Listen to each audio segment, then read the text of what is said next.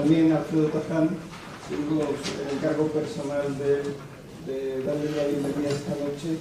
Estamos muy contentos por dos razones, porque Alfredo está con nosotros en la térmica, todos conocemos y disfrutamos de su amistad y su largo currículum profesional y literario. Y hoy es una noche especial porque está con nosotros Villarroca, que celebra una nueva edición, la enésima ya de su libro. Por lo tanto, todos estamos muy contentos y esperamos que disfruten con la charla que viene a hacer. Muchas gracias. Muchas gracias. ¿Se me escucha? No.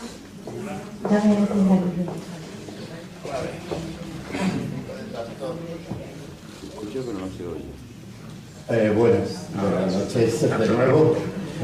Bueno, pues prosigue, bueno, primero gracias a Salomón Castiel por las razones del encargo y por establecer un ciclo que intenta bucear en las raíces históricas de fenómenos políticos y sociales que se están acometiendo con demasiada pasión y demasiado desinterés ciudadano y demasiada entrega por parte de determinadas élites.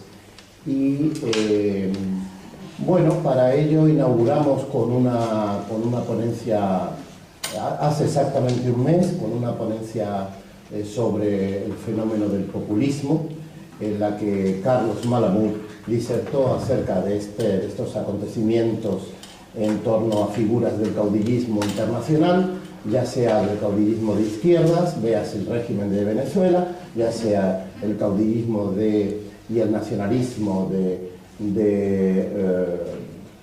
conservador, véase por ejemplo Donald Trump, o los fenómenos de los separatismos europeos que en España, concretamente en Cataluña, en el País Vasco, se están dando con demasiada también agresividad.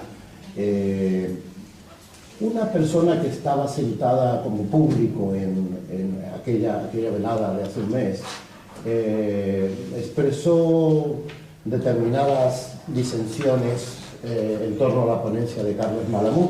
Esa persona era mi amiga Elvira Roca, la profesora María Elvira Roca Barea, que hoy yo espero, y si no hay nadie que disienta con ella, yo espero disentir desde aquí para que haya una suerte de polémica. Para mí, insisto en lo que decía Salomón, es un honor porque la admiro como mujer, la admiro por su humanismo, la admiro por su valentía y sobre todo por su refinamiento existencial y cultural. Es una intelectual de primera línea y así se ha visto. Este libro se ha visto y se ha comprobado. Este libro, Imperiofobia y leyenda negra, publicado en Siruela, en la prestigiosa editorial Siruela. Hoy me ha anunciado Elvira que lleva la 7ª edición, algo que la verdad es maravilloso porque hay lectores, le decía a Elvira, hay lectores que todavía no leen, pues no tienen un índice de lecturas marcado por el mercantilismo o superficial, sino que todavía hay lectores que quieren enterarse y aprender de la lectura y aprender leyendo. Hoy Elvira no va a hablarnos de imperiofobia y leyenda negra, o sí, pero no va, cuando la telefoné para invitarla, le conté la esencia, las razones de este ciclo, en el que, insisto, buscamos una referencia histórica a acontecimientos y a fenómenos que se están produciendo hoy por hoy. Entonces, la ponencia que va a resultar jugosa se titula Leyenda negra y prima de riesgo. En los años 90, y me van a permitir 5 minutos de publicidad, en una revista que editamos, y que por cierto Salomón Castiel también participaba, se titulaba la revista Boulevard, sacamos 10 heroicos números. Uno de las ediciones fue llevaba un título que era Pensar en España. Yo no sé si Rosario Camacho se acuerda de aquel número, que eran banderitas nacionales por toda la página, la portada. En esta edición fue muy polémica porque pusimos el dedo en la llaga en determinadas cuestiones. Tuvimos un don profético o proléptico porque pusimos el dedo en la llaga en determinadas cuestiones que luego se vieron que iban a ocurrir, como la tendencia centrífuga de determinadas comunidades autónomas, como una constitución que se había hecho demasiado ambigua desde el preámbulo y algunos capítulos, como bueno, pues la deriva y el desgaste que se iba a producir en el sistema político español en escasos años. Elvira Roca ha pensado en España. Es una pensadora sobre el devenir de nuestra nación, de nuestro país. Y no se ha puesto de perfil, como ella le gusta decir, al hacerlo, sino que directamente ha cometido el riesgo de un relato enérgico, transparente, formalmente muy bien creado y con una bibliografía exhaustiva, pero diáfana a la hora de exponer, que es lo que más me gusta, porque el libro es como un palimpsesto, se puede leer desde una visión muy, digamos, más superficial, pero también tiene un pozo profundo. Y la verdad es que ese relato desmonta y traduce, y por cierto les recomiendo que sigan participando, en que hagan más ediciones, porque los libros, si no se compran, estamos muy mal, la literatura en todos sus géneros, si no hay compradores de libros. Aparte de esto, decía que Elvira ha puesto en pie una calidad radical, valiente y subjetiva de entender la historia. Y por ahí este libro va a la vanguardia de un discurso contracorriente, de un discurso que no pacta con ninguna, insobornable y muchas veces incómodo. Pero yo ya voy a callarme, que me enrollo más que una persiana, y voy a dejar a Elvira que nos deleite con su magisterio. Muchas gracias. Gracias, Alfredo. Gracias. Gracias, Alfredo, por invitarme, gracias a Salomón y a ustedes por venir. Yo acometo hoy esto es un atrevimiento, el haber aceptado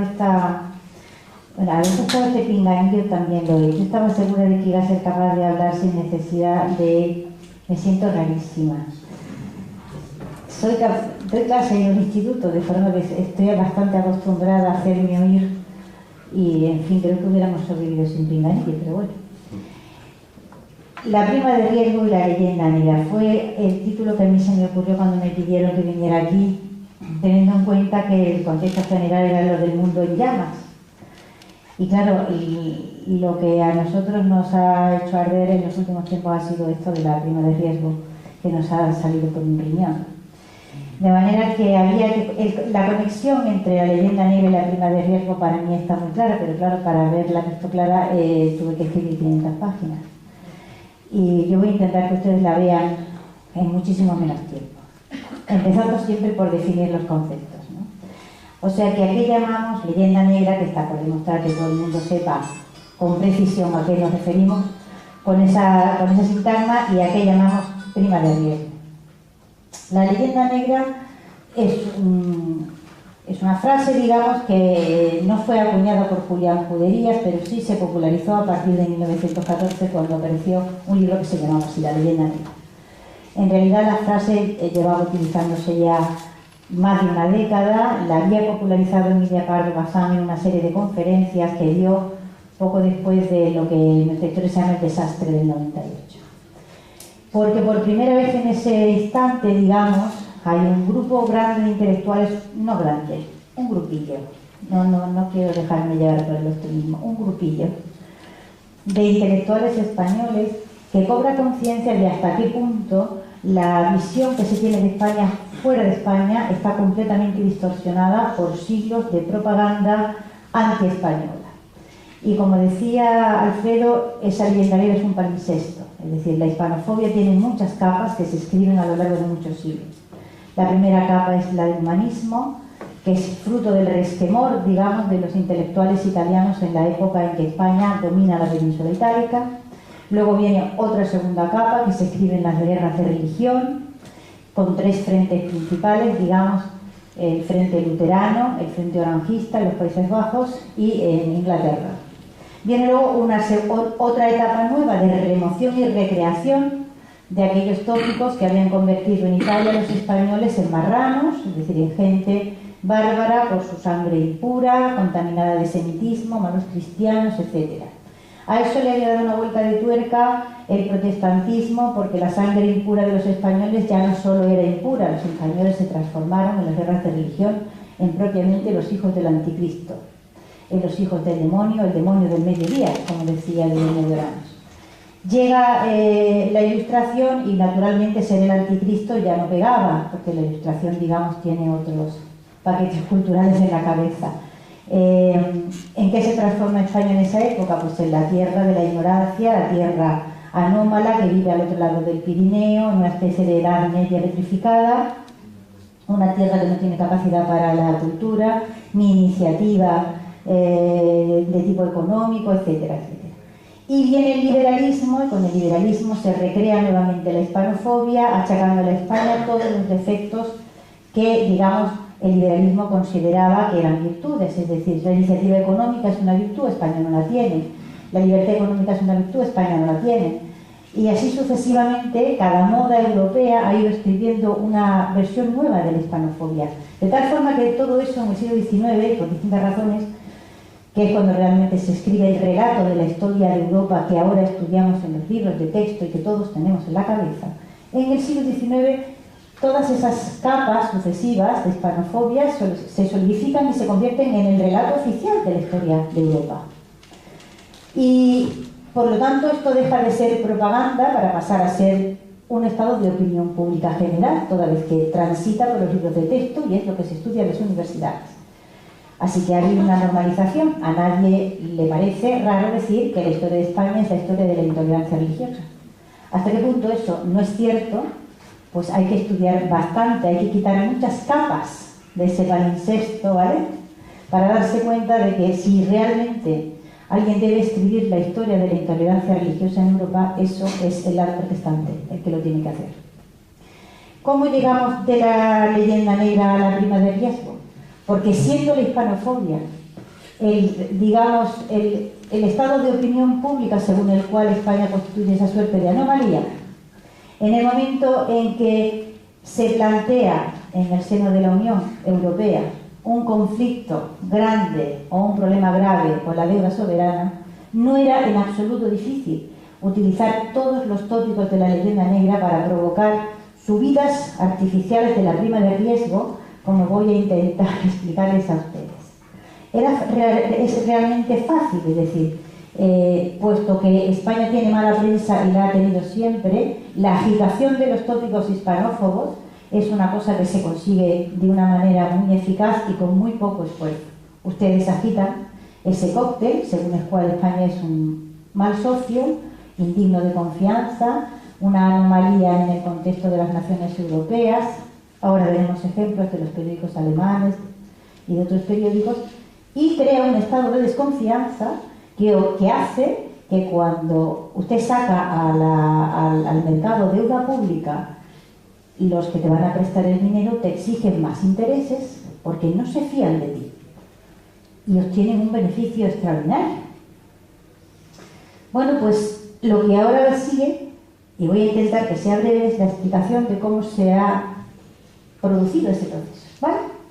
Para quien no sepa economía, yo no sé economía, pero estudio todo lo que puedo para intentar saber por qué se me van los euros del bolsillo, porque es el colmo de los colmos que se le vayan a uno los euros del bolsillo y no sepa uno siquiera dónde está el agujero, ¿no? Aquí llamamos prima de riesgo.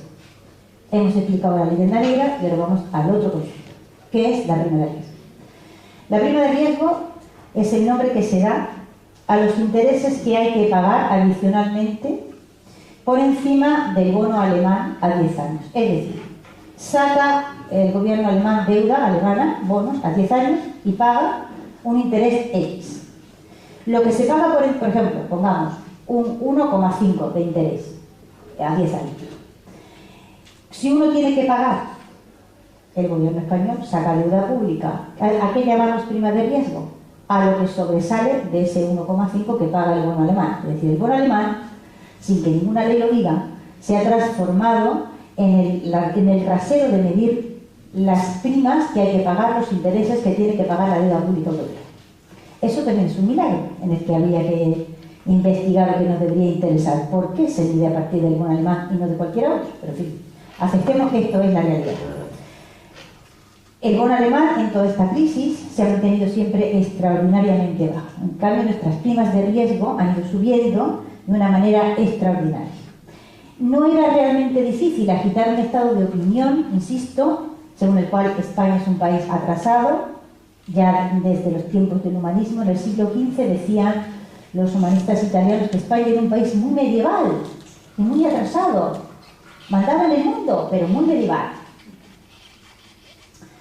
O sea que esto del cliché del atraso español lleva 5 siglos circulando por Europa, sin que nadie haya conseguido nunca materializar en qué consiste precisamente ese atraso, ¿no?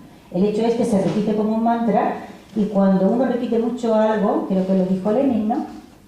Una mentira, no sé cuántas miles de veces hay que repetirla, pero al cabo de un cierto número de tiempo, pues termina siendo perfectamente una verdad. Y esto es algo que ha sido una verdad en Europa, es decir, todos los románticos vinieron a España convencidos de que España era un país medieval. Exótico. Exótico. Y la vieron medieval, las criaturas. O sea, claro, no se encuentra siempre un castillo. En algún sitio habrá un castillo. Y te preguntas, pero es que no lo hay al otro lado del Pirineo, pero no es igual. ¿Cómo es igual? Bien. Voy a leer una cita de Paul Lafargue para que se den ustedes cuenta de hasta qué punto esto es un estado de opinión asumido. En la izquierda europea, la derecha europea, entre los intelectuales, es lo que Ortega llamaba un estado de opinión pública, algo que es absolutamente absorbido y que no se cuestiona de ninguna manera. Paul Lafargue era el primo de Carlos Marx, era cubano de origen y regresó a Francia, y ahí conoció a la hija de Marx y se casó con ella, y escribe en un libro que se llama El derecho a la pereza. Dice: cuando en nuestra civilizada Europa se quiere volver a encontrar un rastro de la belleza natural del hombre, debe írsela a buscar a las naciones donde los prejuicios económicos todavía no extirparon el odio al trabajo. España, que lamentablemente está degenerando, puede todavía vanagloriarse de poseer menos fábricas que nosotros prisiones y cuarteles. El artista se regocija mirando al atrevido andaluz, al que estamos nosotros, moreno como las castañas, derecho y flexible como una vara de acero, y el corazón del hombre se conmueve al oír al mendigo, soberbiamente envuelto en su capa agujereada, tratar de amigo al duque de Suna. Para el español, en el que el animal primitivo no está aún atrofiado, el trabajo es la peor de las esclavitudes. También los griegos, en su época dorada, despreciaban al trabajo, y ya hemos tropezado con los griegos. ¿Vale? Vamos a tropezar más con los griegos. Yo voy a intentar explicar hasta qué punto todo esto que ha sucedido en la crisis de la deuda es producto de un espejismo absoluto. Pero no es un espejismo gratuito, es un espejismo inducido y perfectamente creado por quien tiene capacidad para crearlo. Porque el hecho de que sea Alemania quien marque con su bono las primas de riesgo que los demás países europeos tienen, demuestra, primero, que no estudiamos historia absolutamente para nada. Y el hecho de que los demás hayan tenido que pagar esas enormes primas demuestran que hemos olvidado, por lo menos los españoles, lo básico de nuestra historia. Así que vamos a plantearnos la pregunta: ¿quién merece confianza en Europa y quién no la merece? Y yo he hecho algo que va contra mis principios, que es prepararme un pequeño PowerPoint. Pero es que resulta muy difícil explicar con palabras los gráficos. Así que los voy a ir enseñando y ustedes van a procurar, si es que se mueve el aparato. Ah, aquí está. Esto que tienen ahí, ¿lo ven bien? Regular, ¿no? Bien, bien. ¿Razonablemente bien? Vale. Es que me tengo que levantar. Esto que tienen aquí es la evolución de la deuda pública española desde el desastre de Cuba, o sea, lo que llamamos el desastre, desde Cuba en adelante, ¿vale? Desde 1909. En 1909 está puesto ahí con toda intención porque es el momento en que se produce esta bajada espectacular, ¿vale? Es en este momento España tiene la deuda más alta que ha tenido en toda su historia, que llegó a alcanzar el 127% sobre su Producto Interior Bruto. Es fruto naturalmente de la guerra y de los préstamos que se tomaron para poder luchar en esa guerra, ¿no? De aquí, en pocos años, como verán ustedes, en 1920 se produce una reducción espectacular de la deuda que llega al 31%. Desde entonces para acá, si no me caigo en clima, lo voy a explicar. Desde entonces para acá tenemos que este país jamás ha dejado de pagar un título de deuda emitido por el Estado. Jamás en toda su historia. Ni siquiera después de la Guerra Civil. Si siguen, verán estos de datos no disponibles, que hay un hueco cada X, son las épocas de inventario. Es decir, cada cierto tiempo los ministerios de Hacienda han hecho una especie de foto fija y han inventariado el país para volver a tomar datos de una forma más precisa y mejor. Por eso aparecen aquí estos huecos de no disponibles. El momento glorioso de la deuda desde entonces nunca más se dispara.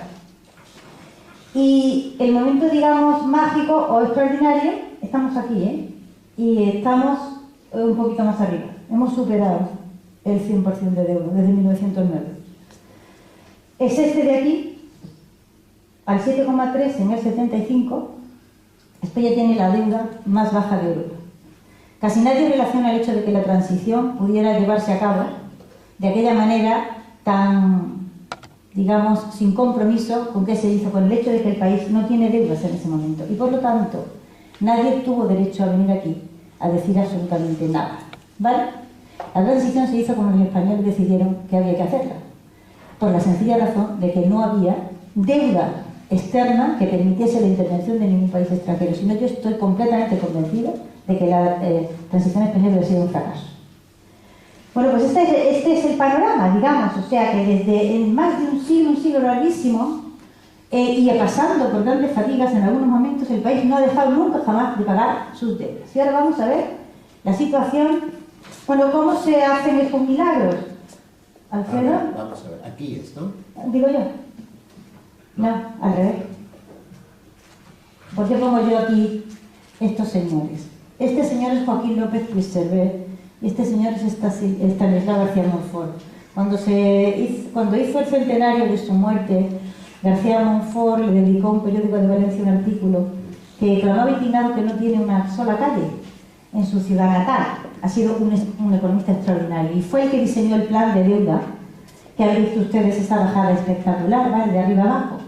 Pues ese diseño lo hizo este señor que fue director general de la deuda bajo el ministro Puigcerver. Él y Puigcerver pusieron las bases que luego Estanislao, si le das, Villaverde, el ministro Villaverde,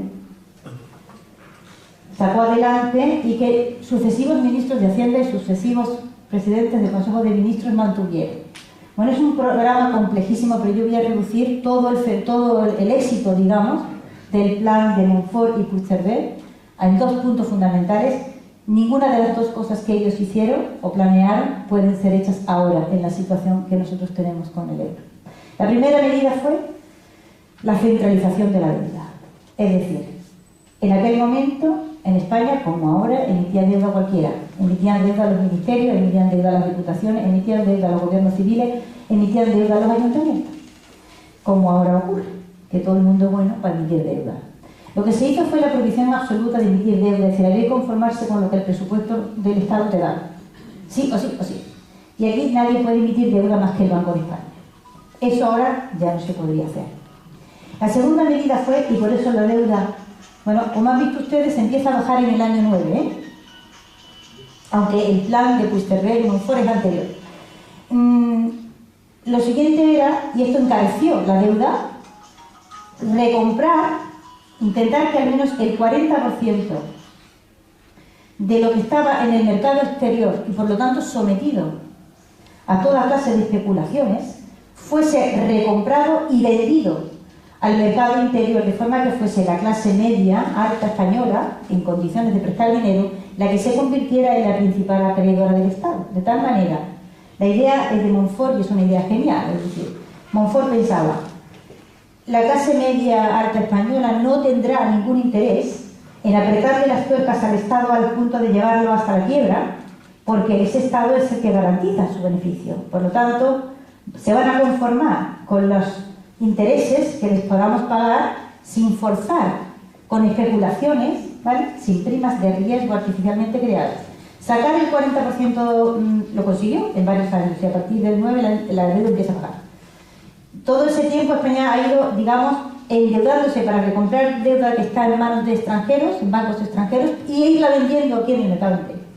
Como veis, el resultado fue absolutamente espléndido y espectacular.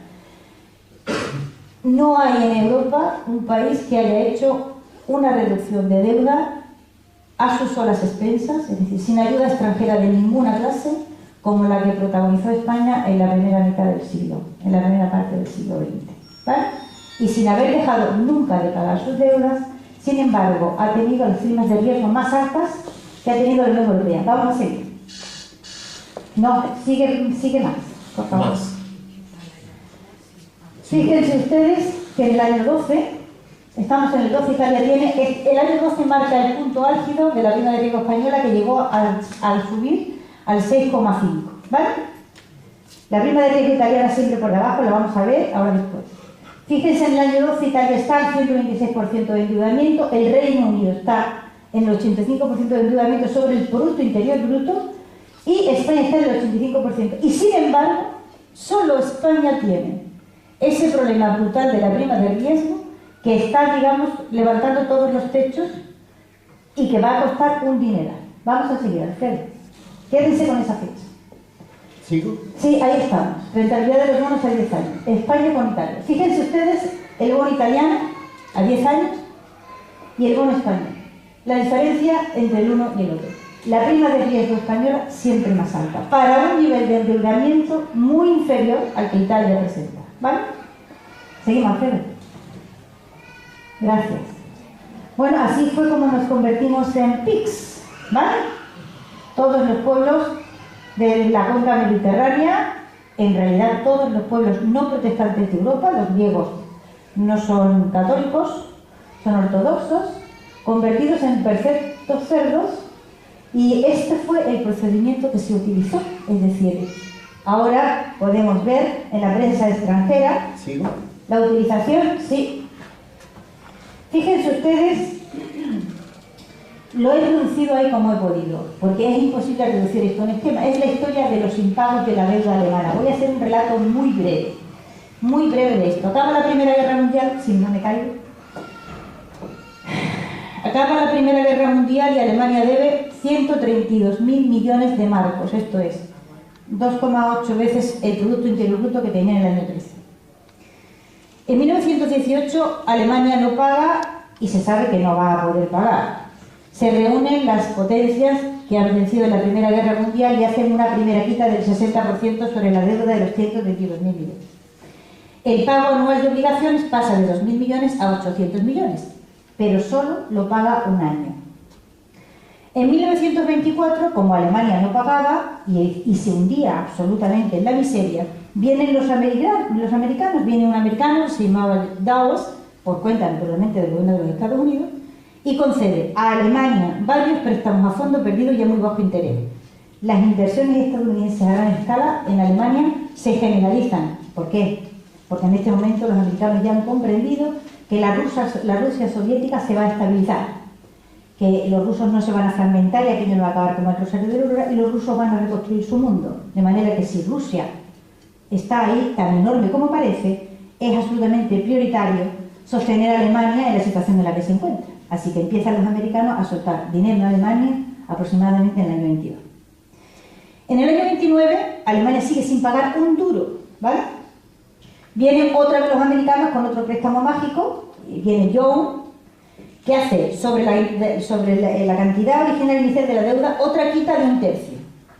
Y el pago del capital restante se escalona en 59 años. Estados Unidos además presta 1.200 millones de marcos al 5,5 de interés para reflotar el Banco Central sin necesidad de que tenga que emitir deuda. Pero Alemania no paga. Sigue sin pagar, o sea, sin hacer frente ningún año a una sola de sus obligaciones contraídas. En el año 32 los franceses que llevaban ya, se aburren ya y renuncian al pago de la deuda que les corresponde. Firman, ¿vale?, una condonación de deuda y deciden quitarse el problema del medio. En el año 34, cuando llegan los nazis, ya lo que se hace es oficialmente anunciar que Alemania no paga ni va a pagar nunca nada. Con dos narices. Y todo el mundo acepta el envite alemán y se lo traga. Sucede lo que ya todos sabemos que sucede.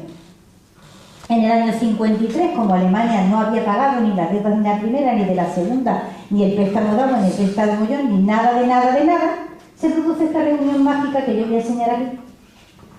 No. Ay, que... Yo qué sé. Esto me complica. En un momento dado vamos a dar la tecla, ¿eh? Esto veis. Esto de aquí es un teatro maravilloso que se llama El Acuerdo de Londres de 1954. Porque los norteamericanos no saben cómo tapar el hecho de que los alemanes le deben dinero a todo el mundo.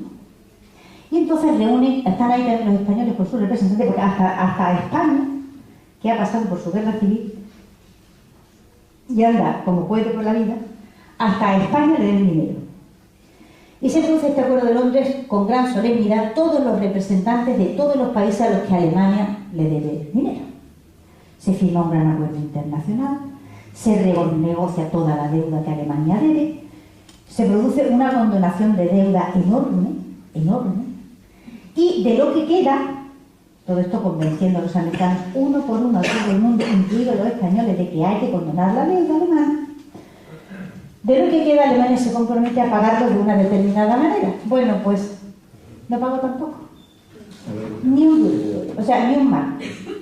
En el año 54, Alemania, que le toca pagar el primer, digamos, plazo de intereses según lo que se había firmado en el 54, en el 53, dice que ellos no pueden hacer frente a esa deuda porque en un caso tan grave de discontinuidad histórica como el suyo, no pueden hacerlo. Es decir, que como la República Democrática Alemana no va a pagar, ellos tampoco van a pagar. Y ahí queda la cosa, con el argumento de que se ha producido una ruptura, digamos, en la estructura alemana, la estructura de Alemania como nación, ¿ahí? ya sí. No se paga ni se vuelve a pagar nunca más. Vamos para atrás. Sí, yo qué sé, para un lado. En algún momento va a aparecer esto. Bueno, y ahí queda la cosa, el argumento de que Alemania, después de ese descalabro histórico, digamos, de su división, no tiene que volver a pagar, pues es perfectamente aceptado para todo el mundo y no pasa nada. Obsérvese que en el año 53, esto voy a los dineros de los griegos, ¿eh? En el año 53 los griegos han aceptado, como otra gente ha aceptado, que los alemanes no le paguen, digamos, lo que eran las indemnizaciones de guerra, por los destrozos causados. Hasta ahí, bien. Pero los griegos no renunciaron a los 10.000 millones que manos militares le tuvieron que prestar a Alemania, ¿vale?, en efectivo, cuando fueron invadidos. Es decir, están dispuestos a renunciar al pago de las compensaciones de guerra, pero no renuncian a que le devuelvan los préstamos que fueron obligados a hacerle a Alemania contra su voluntad. Son 10.000 millones, ¿vale? Vamos a dejar esa deuda griega porque los griegos nos van a acompañar luego más tarde. En fin, que en 1990 comienza a pagar otra vez Alemania aquella deuda eterna que había dejado de pagar en la posguerra. En realidad la había dejado de pagar en el minuto 1, porque no había pagado nada desde el año 14. Comienza a pagar de nuevo Alemania. Los intereses impagados se liquidan al 3%, en el 90 los intereses andan en el 10, en el 12 y en algún momento llegaron hasta el 16%. Pero los intereses de Alemania son mágicos y se liquidan al 3%. Intereses que están en este tiempo en torno al 10%, pues estoy yo aquí. Tras 40 años sin pagar, con dos quitas del 60 y del 30%. Cabe preguntarse que si les pasa esto a los griegos, ¿vale? Si les hacen una quita del 60 y una quita del 30, les dejan los intereses en ese y 50 y tantos años sin pagar, si serían capaces los griegos de remontar el bache en el que están metidos ahora. Y en fin, lo mejor de todo es que el 13 de octubre del año 13, Alemania reúne a la prensa internacional y anuncia un bugadillo que ha terminado de pagar todas sus deudas. Y nos lo creemos todo. Tengo los recortes del país, y tengo los recortes del ABC, y tengo los recortes del mundo. Todo el mundo tan contento. y tan convencida de que Alemania ha pagado todo lo que debía y que Alemania siempre paga y nunca deja de pagar. Esto es asombroso, es un espejismo absoluto. Es decir, que una nación que ha sido 2 veces entera reconstruida con dinero extranjero se convierta ahora mismo en el refugio del dinero europeo, habiendo llevado a la ruina 2 veces a Europa, es absolutamente asombroso. Pero esta es la situación en la que está. Voy para arriba. Espérate, pero yo se puede. Ay, no. Esto no puede. Que cómo se consiguió, yo no voy a contar las penas de los griegos. Por ejemplo, de lo que hemos visto hoy, el 16 de mayo del año 12 está la prima de riesgo española en el 6,40. ¿Vale? Nada más y nada menos. Les dije que intentaron retener la información del gráfico.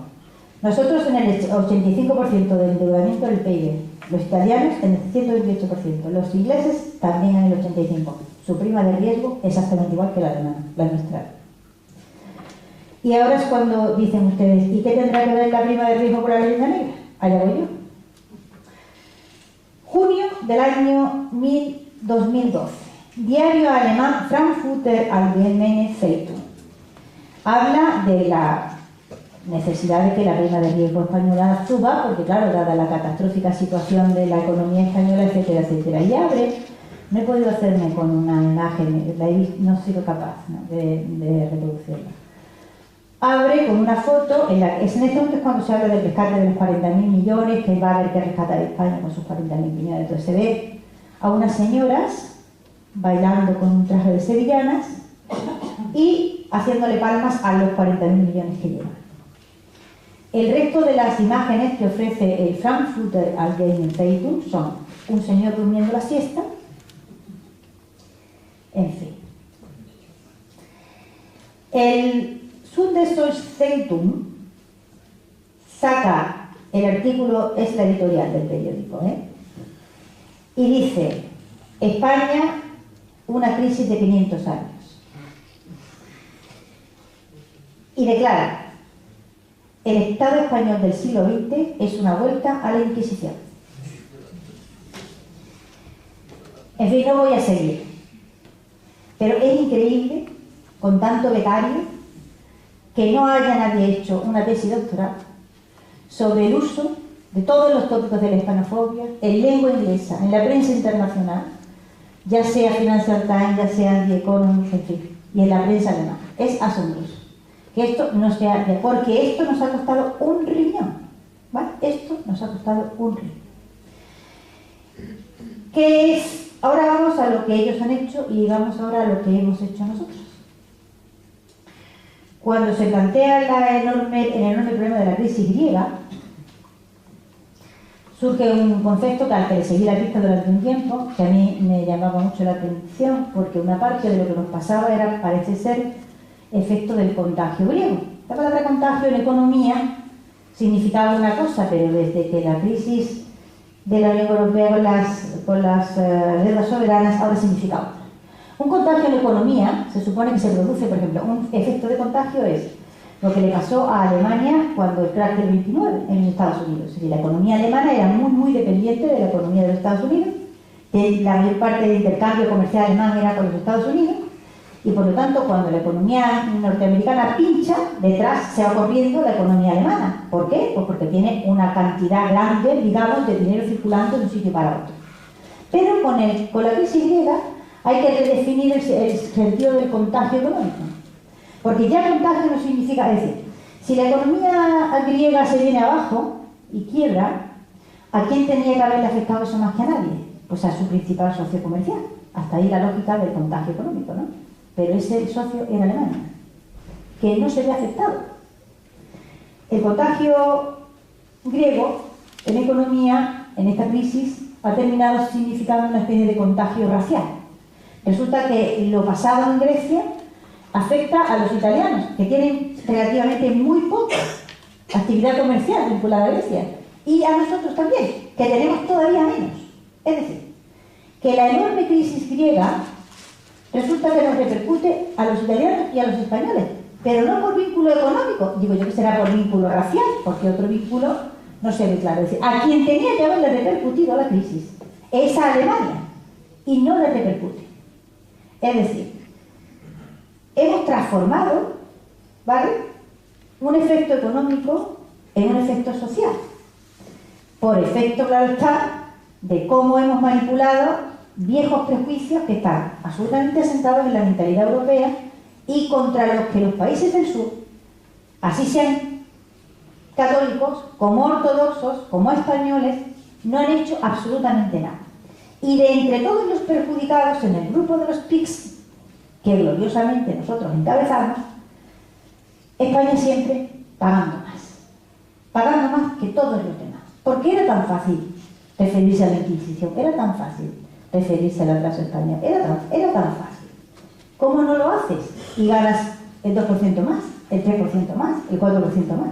Es que era muy fácil, ¿vale? Esta situación, digamos que ahora mismo, tal como está planteada la Unión Europea, con el euro como moneda común, ningún país que tenga un problema de endeudamiento grave, y el nuestro lo tiene, puede luchar contra él. Sencilla y llanamente porque no tenemos ningún control. O sea, lo que hicieron Puigcerver y Montfort ya no lo podemos hacer. No lo puede hacer ningún país que esté en la zona euro, porque no controla su moneda. Los beneficios que esto le está trayendo a Alemania, solo Alemania lo sabe.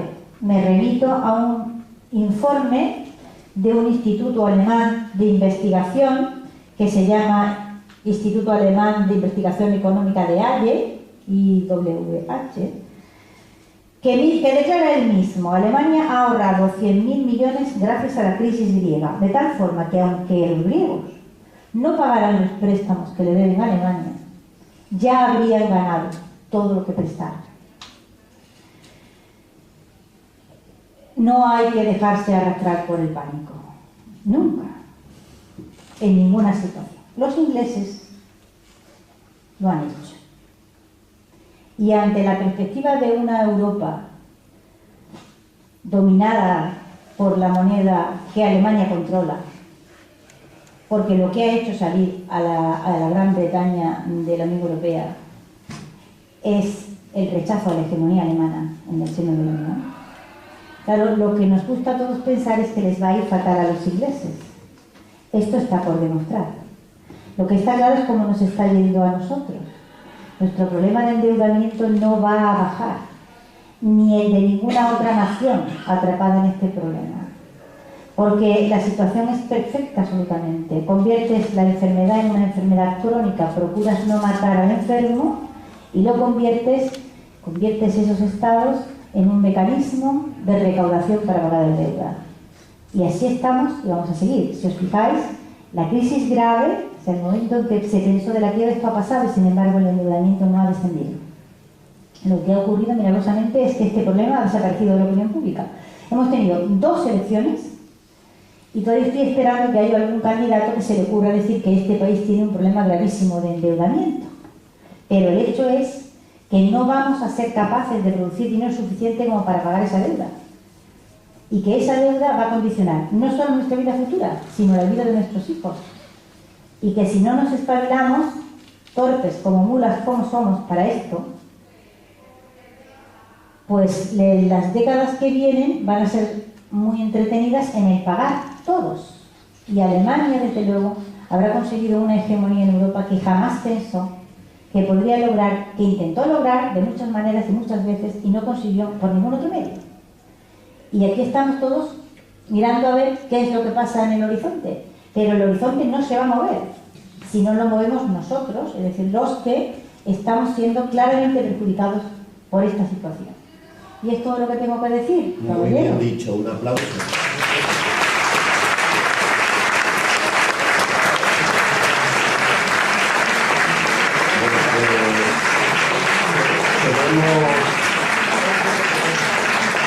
Quiero agradecer a Elvira porque la verdad ha sido una espléndida ponencia, muy aclaratoria, además aclaratoria para los objetivos de este ciclo El Mundo en Llamas.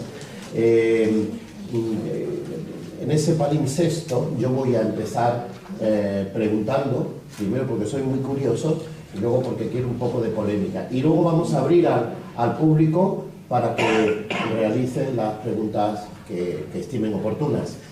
Elvira, quiero ahondar en tus criterios interpretativos históricos, porque no solo el Renacimiento, digamos, el humanismo italiano, cuando invitaron a Erasmo, tú lo sabes, dijo Hispania non placet. Entonces, la cuestión la enlazo no solo con el relato de la leyenda negra, el protestantismo, Egmont, el Guillermo de Orange, el Duque de Alba, que viene el Duque de Alba, le decían a los niños holandeses y aún hoy. También hay una maravillosa bibliografía que tú conoces mejor de la Contrarreforma. La Contrarreforma fue otro monstruo creado, Trento, otro monstruo creado contra Felipe II, cuando es sabido que Felipe II y los sucesivos papas no se llevaban tan bien. Es decir, había, por supuesto, era defensor de la fe, que también lo fue Enrique VIII, lo que pasa es que también borramos, Enrique VIII, el Barba Azul, también fue defensor de la fe. Entonces, la pregunta es, primero la pregunta del flashback, ¿no? ¿Por qué este relato ha conseguido consolidarse en problemas, como tú has dicho, el problema económico se traslada a un problema histórico y social? Ese es el primer planteamiento. Y el segundo planteamiento es que, Elvira, coincides con el que fue historiador del arte y alcalde de Roma, Argan. En el año 70 y pocos, dijo Argan que la Unidad Económica Europea iba a ocasionar que los países más ricos se hicieran todavía más ricos y los países más pobres se empobrecieran más, por cuestiones de índole histórica. Él se refería a Italia, pero también se refería a todo el flanco sur. Alemania defiende su deuda por razones objetivas en una parte, el Tratado de Versalles, que produjo la Segunda Guerra Mundial, porque los berlineses se comían las ratas. Eso también tenemos porque le hicieron un bloqueo precisamente Theodore Wilson. Entonces, todo esto, me gustaría a mí que hicieras una reflexión y sobre todo el último, ya me callo, la última pregunta. Tú defiendes de una manera muy cautelar y cautelosa a la Unidad Económica Europea. Al final del libro dices, bueno, este es el contexto, tú eres historiador, el contexto. Pero ¿qué va a ser de nosotros? ¿Qué va a ser de esto? Yo sé que no eres adivina, sabes mucho, pero ¿cuál es en este escenario? Este escenario de ahora va a ir a peor o tenemos... Los escenarios no son del todo apocalípticos porque pueden serlo más. Pueden serlo más. No sé, lo que tú... Mi opinión es que el euro ha sido un invento absolutamente catastrófico para determinadas economías dentro de la Unión Europea. No tendríamos que haber nunca aceptado la moneda única en las condiciones en que la Unión Europea la ha planteado. Es decir, un Banco Central Europeo que no presta a los estados, sino que presta a los bancos que luego recompran las veces. Esto es realmente un mecanismo infernal. Y yo no creo que la Unión Europea pueda resistir mucho más tiempo con este tipo de tensiones. La primera ha sido, y es muy evidente, la salida de los ingleses, que ya deja a la Unión Europea muy tocada del ala. Pero va a volver a haber pronto, relativamente pronto, otra gran crisis. Y claro, el asunto está en la Unión Europea, hasta qué punto puede sobrevivir en estas historias. A mí me da mucho miedo Alemania, yo no lo niego. Me da mucho miedo Alemania. Me da mucho miedo Alemania porque la historia me ha enseñado a que me dé miedo a Alemania. Y porque desde que Alemania se unificó, si lo piensan bien ustedes, ha habido dos guerras periféricas en la periferia de Alemania. Las dos tienen que ver con los territorios tradicionales de expansión de Alemania y en el hecho de que esas guerras se hayan desencadenado, Alemania ha tenido bastante que ver, la política exterior alemana. Me refiero a la guerra de Yugoslavia y me refiero a la crisis de Ucrania, ¿de acuerdo? De manera que Alemania se ha unificado hace 5 minutos y ya ha provocado 2 guerras. Así que, ¿cuál será, digamos, el próximo movimiento equivocado de Alemania? No lo sé. Alemania tiene una ventaja enorme y es que es lo único que hay enfrente de Rusia. Y mientras Rusia exista, Alemania es un pozo sin fondo en el sentido de que va a recibir ayuda norteamericanas y tolerancia, de todos los colores y sin pedir cuentas, ¿no? Pero esto nos afecta mucho a todos, a todos. O sea que yo, mientras la moneda permanezca, es posible que la Unión Europea pueda sobrevivir y reestructurarse, pero no mientras el euro siga siendo el nudo gordiano que liga las deudas del norte y el sur. Porque esto inevitablemente va a seguir provocando situaciones de roce y de contraste. Más gente perderá, se achicharrará, y en general, los alemanes como amos han sido difíciles de soportar. Y no creo que esta vez se caractericen por su moderación. Me van a permitir que lea algo que encontré hace relativamente poco y que, bueno, me llamó la atención por dos razones, pero una de ellas es porque qué trabajito le cuesta a los alemanes disimular. Es algo que ocurrió en el Congreso, es el Der Spiegel en Hamburgo, periódico alemán, sale el 21 de noviembre. Estamos en pleno tomate de la crisis de deuda, ¿no? Noviembre de 2011. Y Volker Kauder, que es el jefe de grupo de la CDU en el Bundestag, se vanagloria en el Congreso y dice literalmente: este es un gran momento, en Europa ahora todo el mundo habla alemán. Aviso navegantes.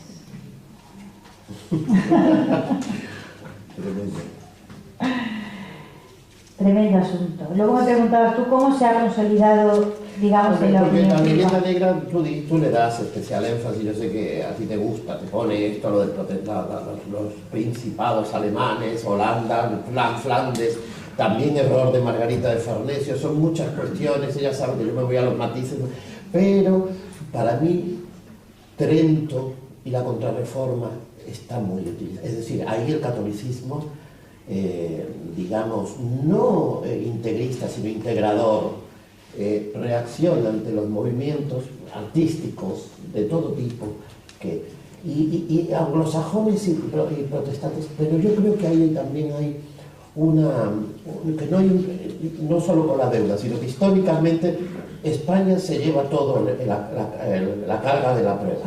Sí. No solo, digamos, el catolicismo italiano, todo el peso de la púrpura.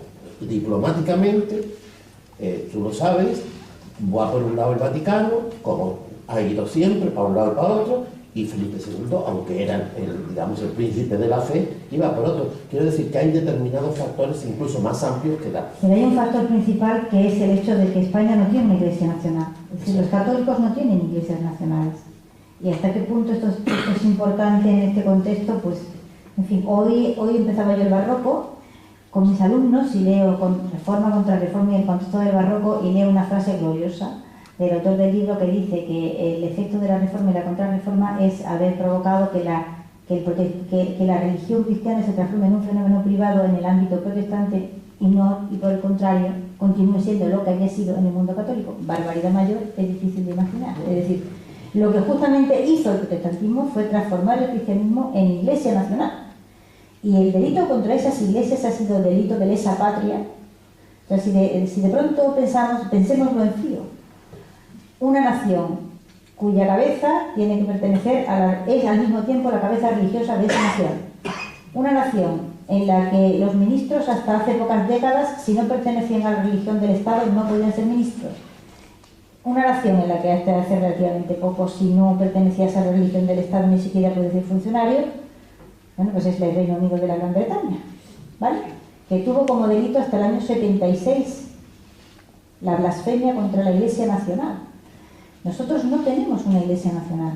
El catolicismo no pertenece a ninguna de las naciones católicas. La nación no es la dueña de la religión que se practique. Por lo tanto, el delito religioso en las naciones católicas siguió siendo un delito religioso, pero en las demás se transformó en un delito contra el Estado.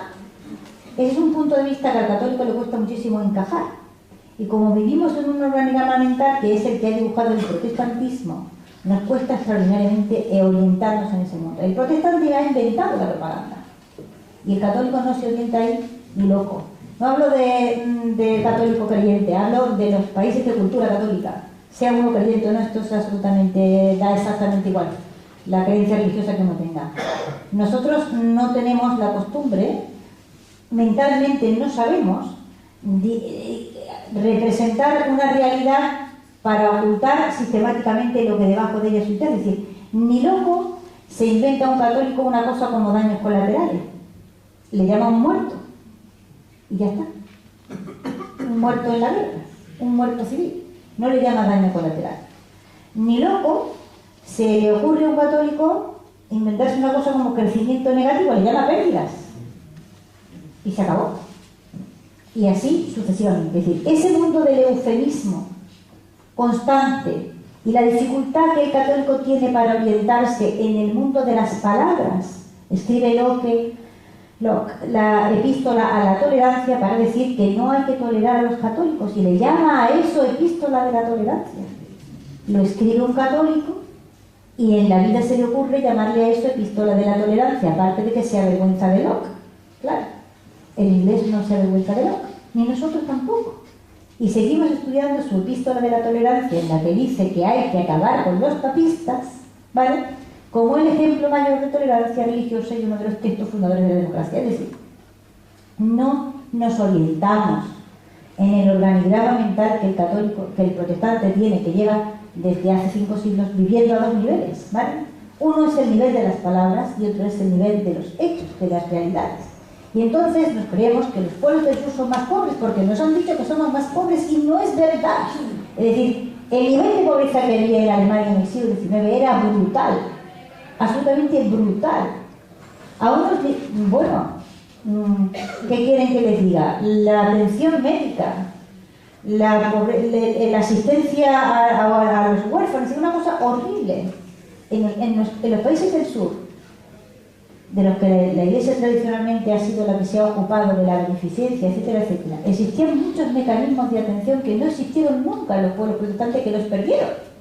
Es decir, eso del invento, la ruina de la Gran Bretaña tuvo una quiebra. Por ahí tenía yo una imagen que en algunos vídeos he traído. En el año 70, justo cuando España está en ese momento bajísimo de la deuda, en el 75, el más bajo que ha conocido la historia moderna, quiebra la Gran Bretaña en el año 76, ¿vale? Callaghan presenta suspensión de pagos y tiene que pedir un préstamo urgente al Fondo Monetario Internacional porque literalmente no puede pagar a los funcionarios, ¿vale? En el 76, justo cuando España tiene su deuda en el 7%. Y es curiosísimo observar.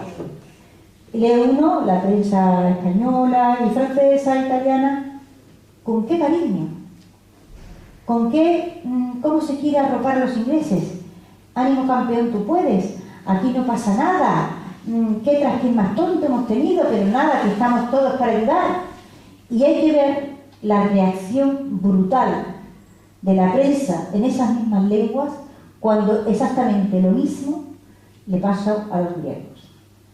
Y yo no estoy diciendo que los griegos no hayan cometido errores, estoy diciendo que los errores que los griegos han cometido los han cometido otros, tan grandes o más grandes, y que no están pagando tanto.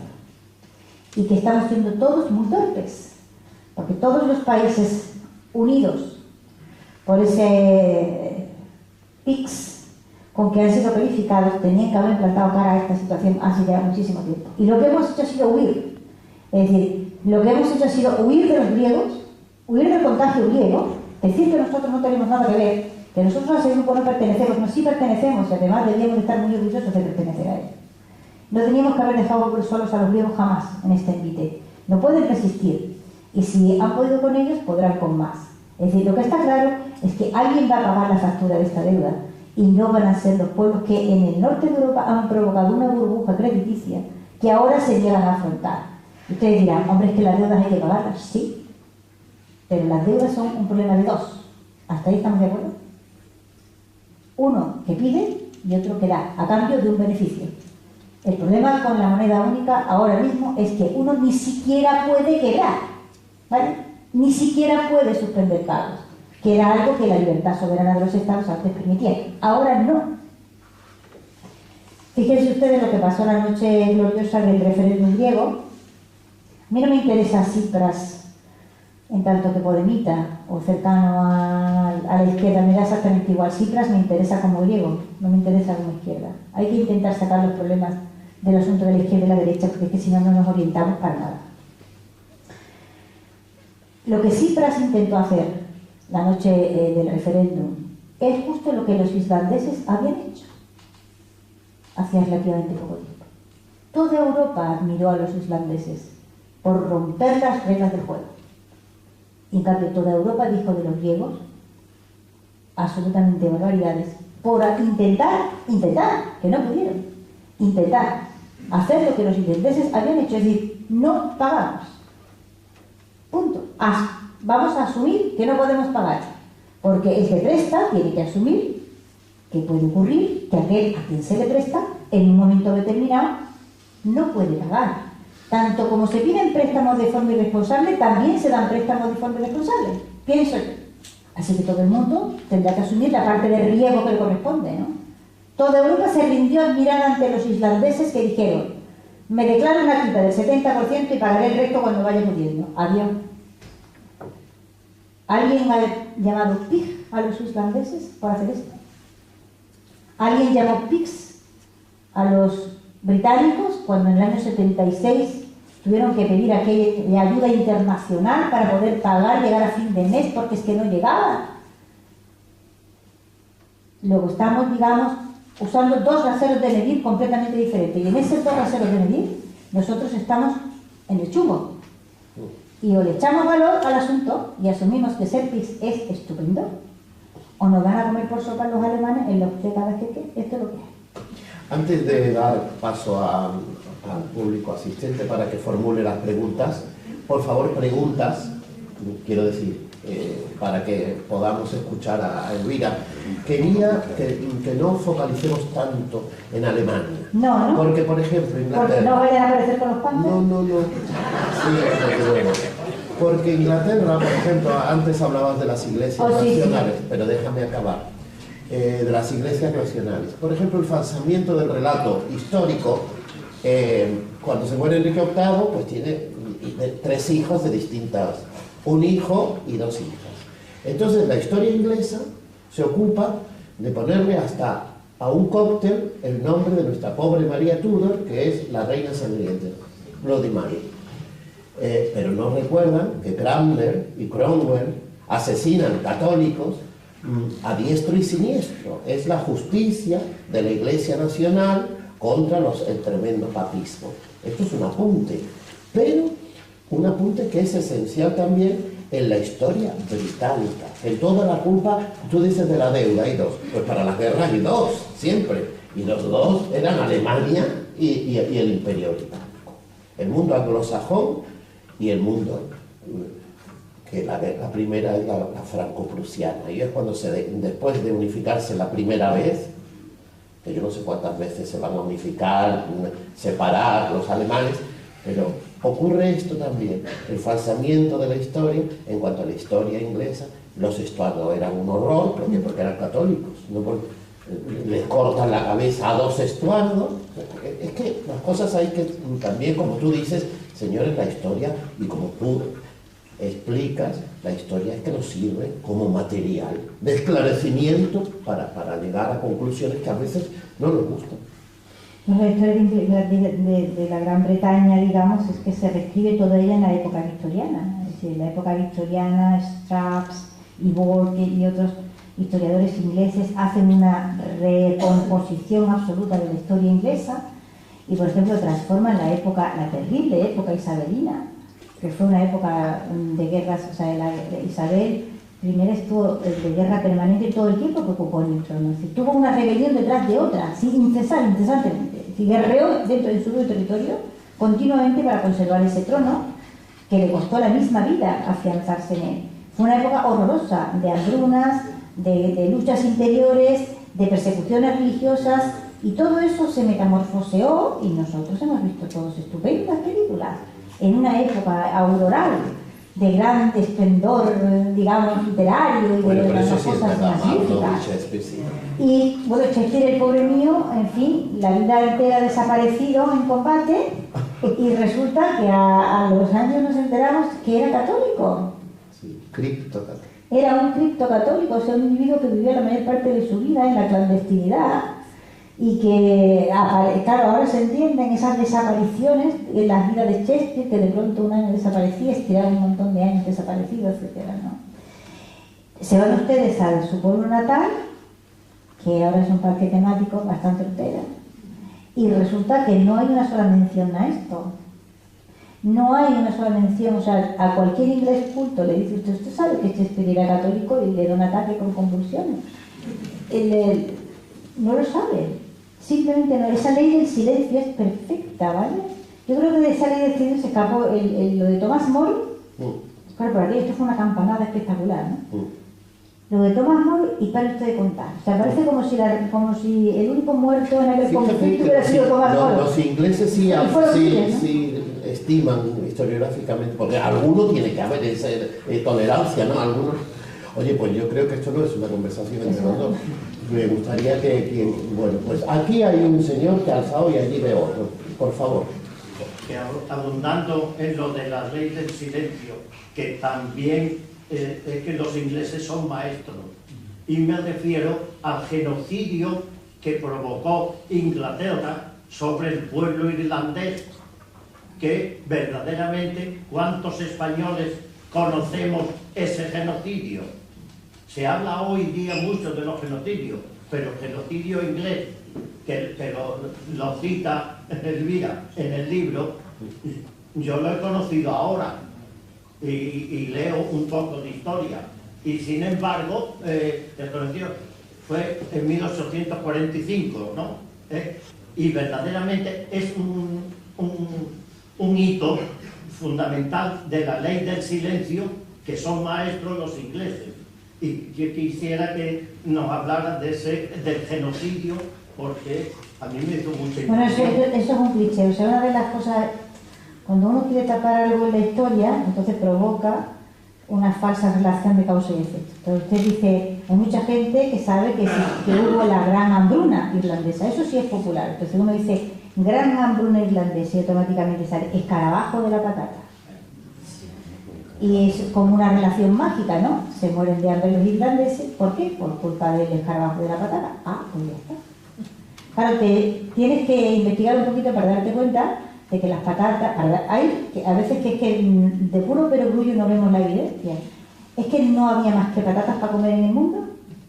Y aquel escarabajo mágico solo fue a comer a Irlanda y no le dio por comer patata en otro lado. Entonces, ¿cómo cuadramos ese círculo, no? Resulta que sí, claro, que hubo un problema con un escarabajo, pero el escarabajo se comió las cosechas irlandesas y las cosechas de mucha gente, ¿vale? Las cosechas escocesas, en parte de Francia, en determinadas zonas ¿Y se moría la gente a chorros? Pues no. Hubo problemas de carestía, hubo problemas de falta de alimentos, pero no se produjeron, no hubo la hambruna terrible que se llevó por delante la vida de 1 millón de personas en Irlanda. ¿Y la culpa fue del escarabajo? Hombre, no. El escarabajo verdaderamente provocó un problema con la patata, pero lo que ocurrió fue que desapareció el alimento de Irlanda. Es decir, hubo unas exportaciones masivas de trigo, de toda clase de alimentación, y el asunto está en si fue realmente un complot. Se sacó alimento de Irlanda como no se había sacado nunca antes. Se exportó todo lo que se podía comer de Irlanda, y claro, no había comida. La población protestante de Irlanda, que también hay, no sufrió las consecuencias de aquella hambruna y de aquella falta de alimento. El asunto es horroroso de contar, todo desde el principio. Bueno, y hay otros escenarios, por ejemplo, Inglaterra en Sudáfrica, ¿no? Los primeros campos de concentración, pero no nos vamos a poner aquí como el cardenal Cisneros, así que la siguiente, por favor, usted, por favor, póngase de pie. Si no puede. No, pues siéntese. No, sí. Buenas noches a todos. Buenas noches. Mi nombre es Luis Manuel. Yo no soy un experto en economía, ni tan siquiera un estudioso. Mi aportación en algún tema era ustedes en el talento y encontrarán allí residuos mi perspectiva de crecimiento cultural. Dicho esto, quiero deciros que me sorprende que todas estas cosas que están hoy correctamente tengan de relieve un papel de víctima en nuestro país. Yo creo en gran medida, aunque ello es así, al parecer yo no puedo decir lo contrario, no tengo herramientas para afirmarlo, pero hay una mutua coincidencia en el papel que juega la Iglesia, la religión, en el desarrollo intelectual y la capacitación de los países. Poniendo como ejemplo el breve, aunque no conocido engaño por la gente, de pagar los impuestos, a no pagar los impuestos, a pagar los impuestos. Todos los partidos dicen de bajar los impuestos cuando van a una elección. ¿Por qué? Si bajamos los impuestos, nos harán menos infraestructura, habrá menos políticas sociales. ¿No será que lo que existe realmente es una preocupación y una falta de confianza hacia la gestión que pueden hacer los partidos en los gobiernos, y precisamente se traduce en bajar los impuestos para que nosotros no se el gobierno? Otra cuestión. Realmente, a mi parecer, siempre claro, ocurre de que muchas veces huimos de las frases lapidarias porque nos seguimos con frases lapidarias, y algo más. Hace muchos años, 300 años después de la ligera Santa Teresa de Jesús, conducís, si leéis, leed y conduciréis. Si no leáis, no conduciréis. O sea, leed para conducir. Si no leéis, no sabéis conducido. Es una frase tan revolucionaria que no se interpretó en aquel entonces. Bueno, pues va y dice, 350 años después, los filósofos han encargado de mostrarnos el mundo. Nos han dicho, el mundo es redondo. Hay playas, hay montañas, hay desiertos, etcétera, etcétera. Pero nosotros, le hablan un plural extensivo, somos quienes tienen la obligación de transformarnos. El elemento de transformación se ha planteado por parte de la izquierda y de la derecha en estos 150 años de historia. Sobre todo esto está conformado las naciones. Si miramos Italia muy por encima, vemos que está más perjudicada en la propia España. Más perjudicada, no lo sé. Esto dice alguna idea. Muchas gracias.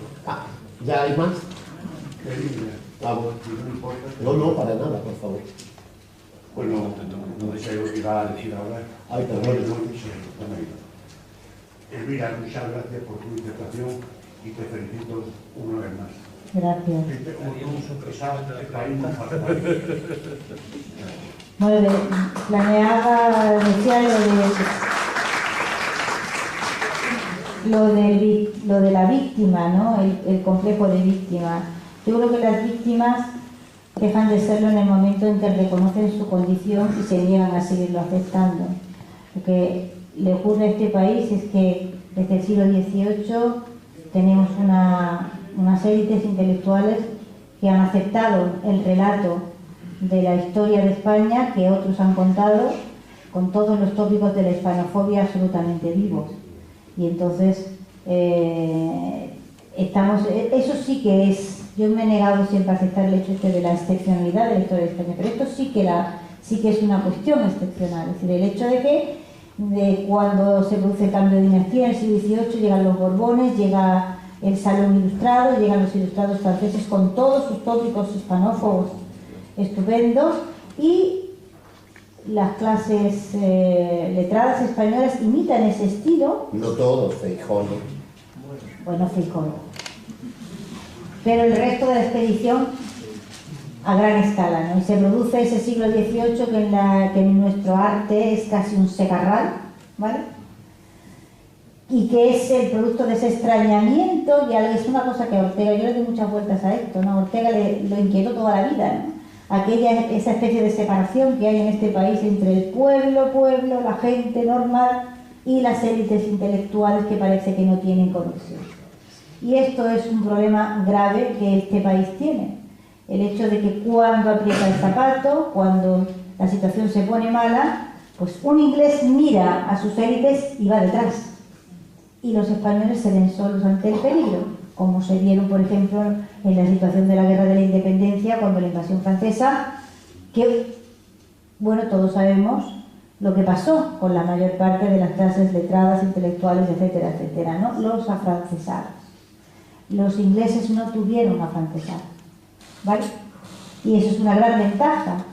Una nación, un pueblo que puede confiar en sus clases dirigentes, sus grupos letrados, sus élites, y sabe que, digamos, están al frente responsablemente. Nosotros tenemos ahí una brecha brutal y es lo más inquietante en todas las situaciones de gravedad que se puedan plantear. A mí, desde luego, lo que más me preocupa, el hecho de que, por ejemplo, en esta crisis de la prima de riesgo uno veía las tertulias de televisión, los telediarios, políticos, periodistas, y te decías, pero es que nadie le va a explicar a esta gente, por Dios, por qué le están sacando, cómo, por qué procedimientos están pagando las deudas más caras que todos los demás, que ni siquiera, como si aquello fuese un hecho natural, es decir, y la prima de riesgo española subiendo al tanto, y al día siguiente más, y a la semana siguiente más, y un mes y otro mes, como si esto fuese un hecho de la naturaleza, ¿no? Como si lo normal en el mundo fuera que los españoles pagaran las deudas más caras que los demás. ¿Pero por qué? ¿Y por qué no hay en este país políticos que le expliquen a la gente esto? ¿Vale? Y no había comunicación, no sabían nada. ¿Qué era la prima? Me preguntaban a mí, ¿quién es la prima esa? Yo no sé. La prima es no, todavía no había hablado de Sarkozy. Sarkozy parece el grande huidor del Mediterráneo. Cuando dicen en la economía, los economistas, el dinero, es el que manda en el país, no la política. Si nos leyéramos un Montesquieu, o a Quevedo, o a mucha gente, o Rousseau, veíamos que en el nacionalismo francés de 1800 ya habían puesto más que los peldaños suficientes para que nos diéramos cuenta el papel del Estado tras el fortalecimiento de Europa después del Renacimiento. Ya había puesto las piedras esenciales para ello.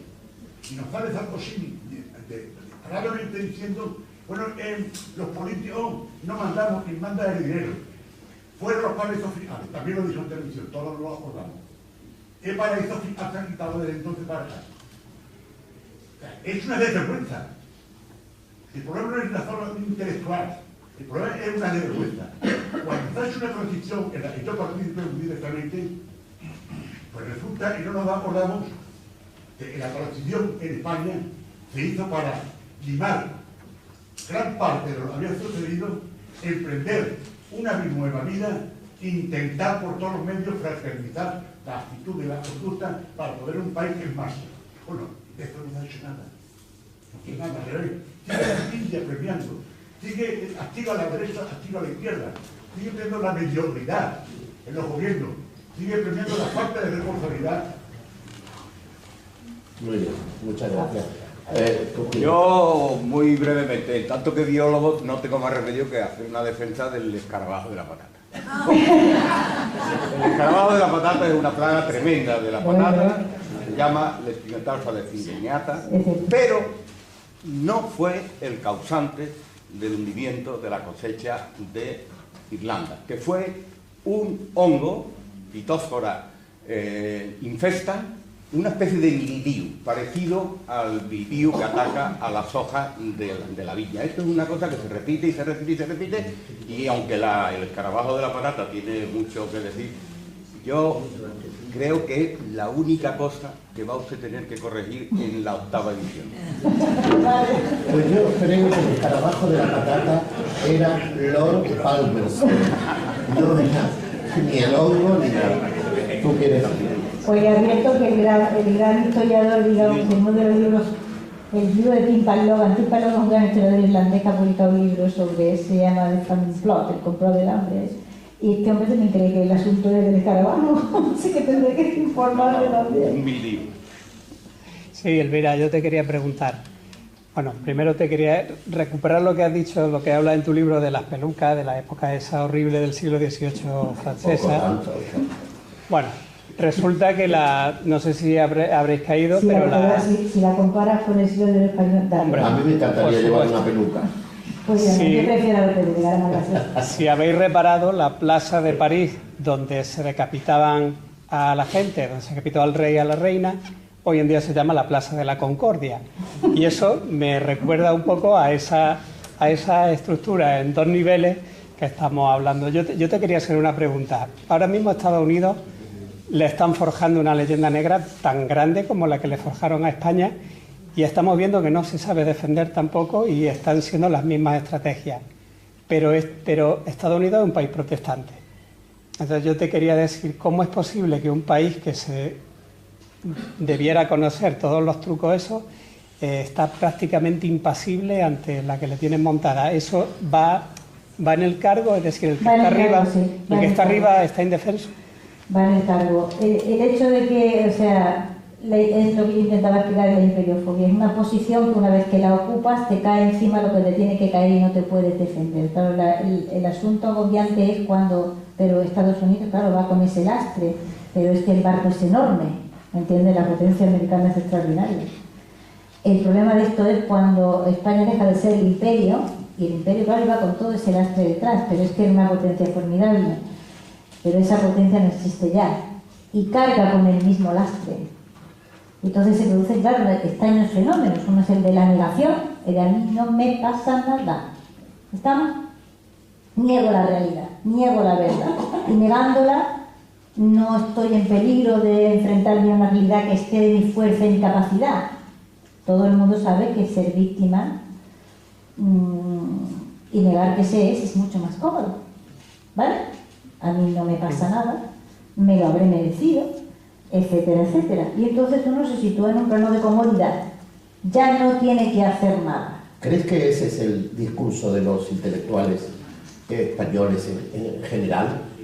El discurso de los intelectuales españoles en general consiste en aceptar, es decir, ayer estaba yo leyendo un artículo que se llamaba "Es que nunca vamos a cambiar", ¿y por qué tenemos que cambiar? Digo yo. O sea, como diciendo, es que siempre vamos a ser los últimos del carro, los más torpes de Europa, el pueblo anómalo al sur del Pirineo, etcétera, etcétera, etcétera. Le faltaba decir, no vamos a ser nunca rubios, altos y guapos y maravillosamente germánicos, ¿vale?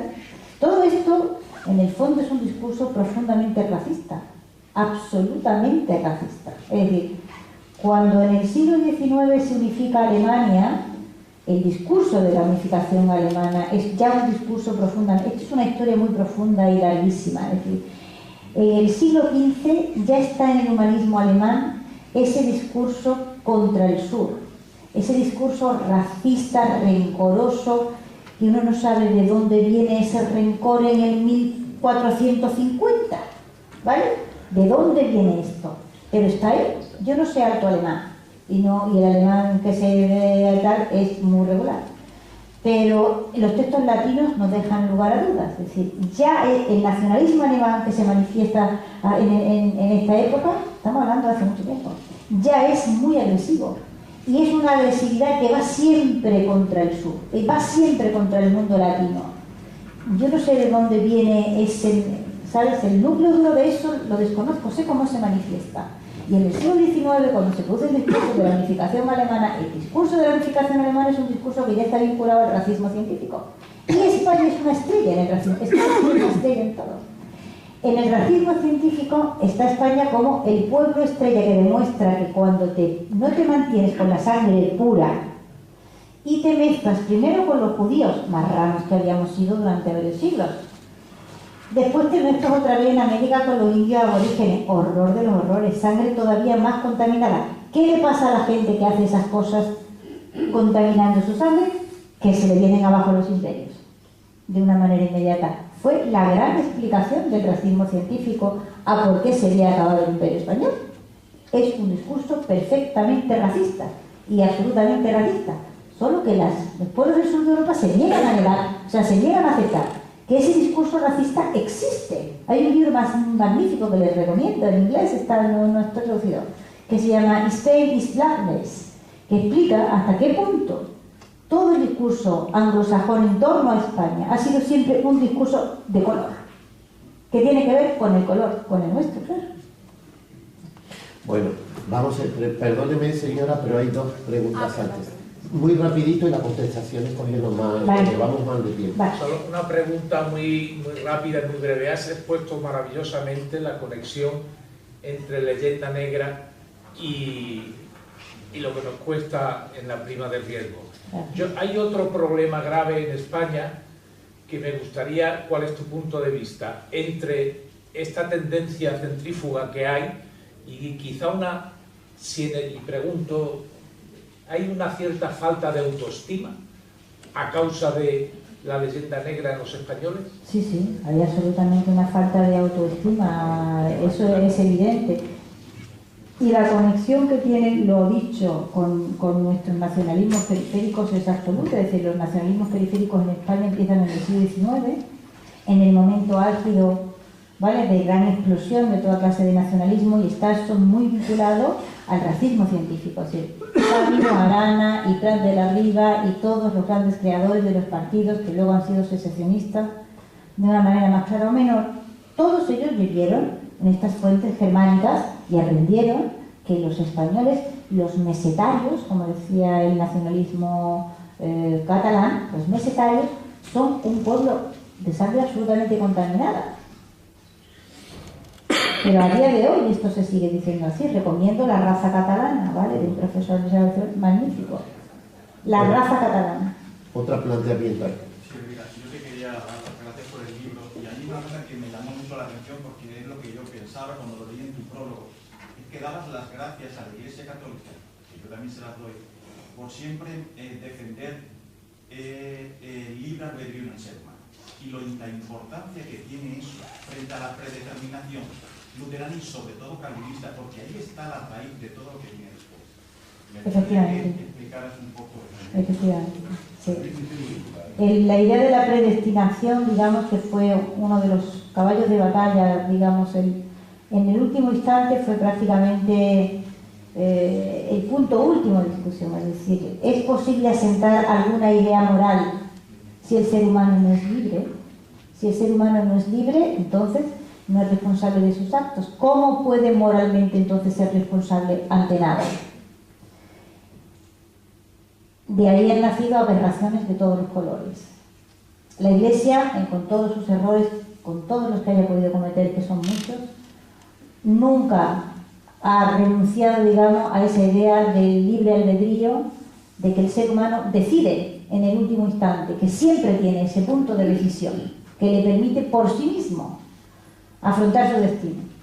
La predestinación es la madre del racismo. El racismo no es más que predestinación, simplemente argumentado a partir de una cierta forma de cientificismo, y nada más.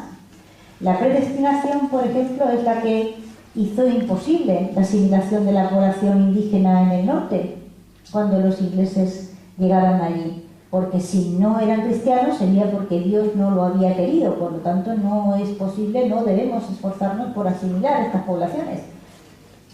Y suma y sigue, es decir, todo el mundo al que le va mal será que se lo ha merecido, ¿vale? Y eso se nos ha incrustado a nosotros en la vena, ¿vale? No será que alguien se haya portado mal y se haya merecido, sino que tú tienes la culpa, Señor. Es una forma aberrante de afrontar, digamos, no solo las relaciones entre los pueblos, sino también los actos individuales. Chesterton se hizo católico por el día que se sentó a pensar con profundidad qué quería decir eso de que estaba predestinado a la salvación o a la condenación, y se dio cuenta de que todo planteamiento posterior tenía que ser necesariamente inmoral. Señora. Bueno, hágase cuenta que está delante de una alumna de segundo de bachillerato. Porque es que no sé si lo he entendido, debo de haberlo entendido mal, pero no me cabe en la cabeza como en un mundo actual, si dicen, yo le presto a usted 5, pero le pido 5 de interés normal, pero a usted le pido más porque no me fío de usted. ¿Es eso más o menos la tesis? Eso es así. ¿Lo he entendido bien? Lo entendió usted perfectamente. Si yo le presto 5 y usted me tiene que devolver 8, no 6 como los demás porque no me fío de usted, ¿cómo puede una circunstancia histórica influir en un mundo en el que tanto los economistas de la nación, dicha Grecia, España, como los demás, saben perfectamente lo que puede devolver ese país.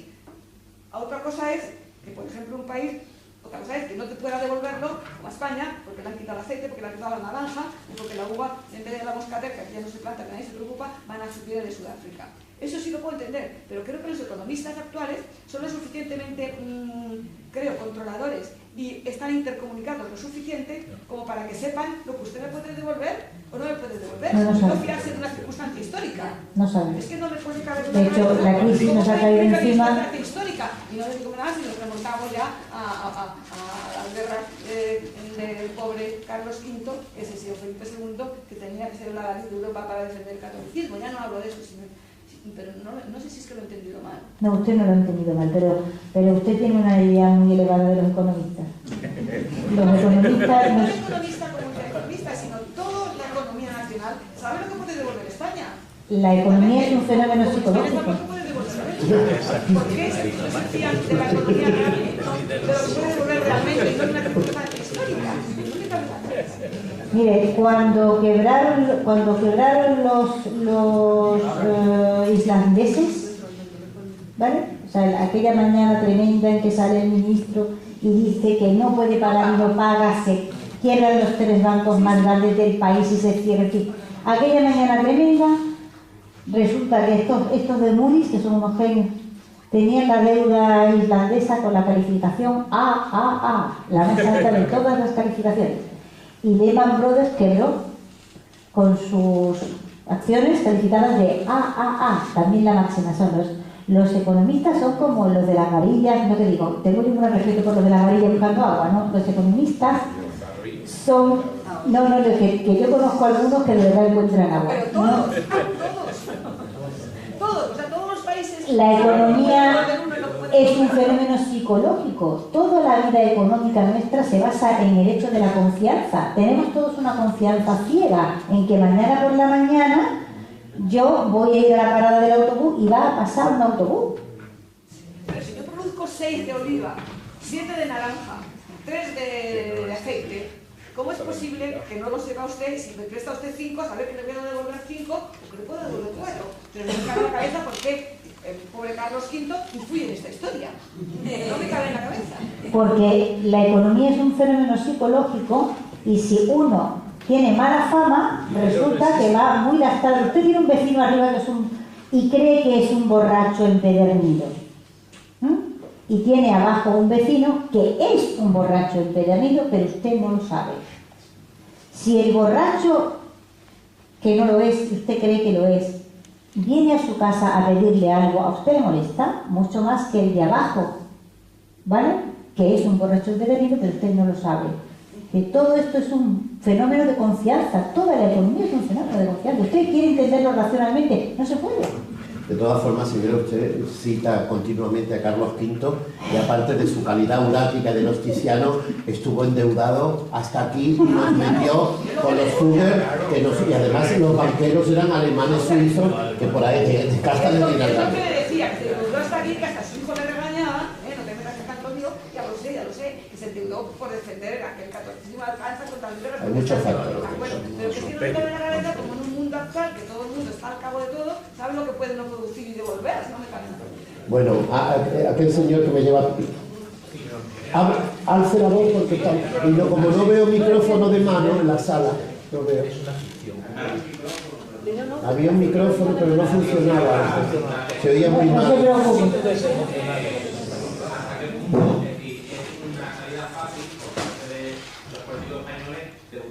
Exterior que sea el causante de los males de España, como puede ser el tema de la prima de riesgo. Es mucho más fácil decir que la causa ha sido de los alemanes que no de los aeropuertos sin aviones, las estaciones sin trenes y la autopista sin coches. Todo eso. Los políticos españoles no han dicho nunca que la culpa sea de los alemanes, que yo sepa. Yo estoy esperando que alguno lo diga, vamos, para ponerle flores. No.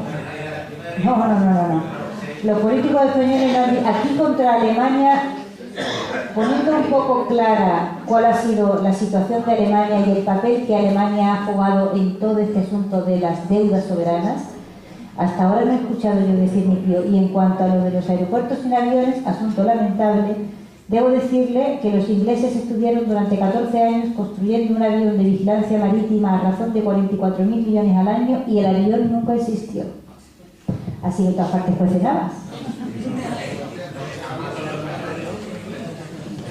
Que muchas veces sí, que últimamente ya se está creando el discurso político de buscar el enemigo exterior, con mucho, incluso el populismo tiene eso, y busca el enemigo exterior para no hacer, digamos, arreglar los problemas internos que tenemos. Entonces, no sé si usted es consciente de eso, de que en el mundo actual el populismo va ganando igual que empezó a ganar el fascismo y el comunismo al principio del siglo XX, porque los políticos normales no lo están haciendo bien. No. Entonces es más fácil buscar el enemigo exterior. Alemania, los judíos, el capital, los inmigrantes. Si desembocamos en el problema del descrédito en que han caído las democracias occidentales, nos salimos con creces del problema que yo ahí, como Dios me va a entender, he intentado estudiar. Es decir, las democracias occidentales se nos están pudriendo todas. Por etapas. O se está creando una leyenda negra sobre la democracia occidental que no se está creando, por ejemplo, sobre China o sobre Rusia, que no tienen tan mala imagen como muchas democracias occidentales actualmente, por ejemplo. Pero ¿usted de qué quiere que hablemos? ¿De Rusia? Yo no puedo hablar de todo eso. No, me refiero, comparando con la actualidad y lo que diríamos la creación de leyendas negras a lo largo de la historia y en la actualidad. Que hay imperios, sin embargo, actualmente que no se están creando esa leyenda negra. Los rusos la tienen desde hace mucho tiempo. Existe la rusofobia y es un fenómeno perfectamente estudiado. Lo que pasa es que en España no ha tenido nunca gran arraigo, pero la rusofobia en Francia o en Gran Bretaña o en Alemania es un fenómeno conocidísimo y estudiadísimo. Y los rusos tienen cuernos, rabos y de todo.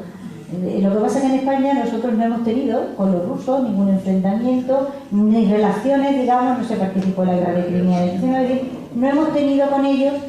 Y cuando los rusos aparecen a gran escala, que es en la guerra civil, digamos, cuando llegan gran cantidad de rusos y tal, y luego empieza la demonización, pero es una demonización de la Unión Soviética, no es del comunismo, no es la demonización del ruso. La demonización del ruso empezó en el siglo XVIII y luego alcanzó los niveles de histeria colectiva durante la guerra de Crimea. Y ahora hemos vuelto a tener otra vez otro episodio tipo Crimea, por exactamente las mismas razones que el primero, con exactamente los mismos resultados que el primero.